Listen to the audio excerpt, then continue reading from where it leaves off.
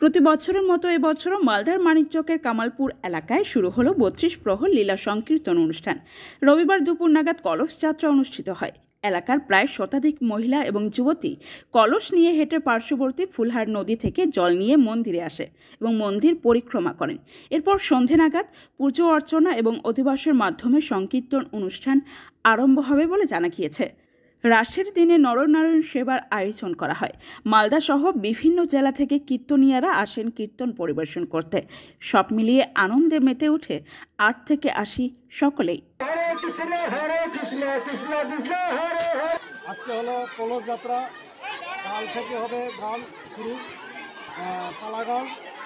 আমাদের নৌকা বিলাস হবে বুধবারে, রাস হবে বৃহস্পতিবারে, শুক্রবারে ঘুলট, আর তারপরে বাউল গান হবে শুক্রবারে রাত্রে ৯টা থেকে। আচ্ছা, কত বছর ধরে হয় এখানে কীর্তন? ৪০ বছর রানিং চলছে। মালদা মানিকচক থেকে পার্থ ঝায়ের রিপোর্ট, সংবাদ বাংলা টিভি।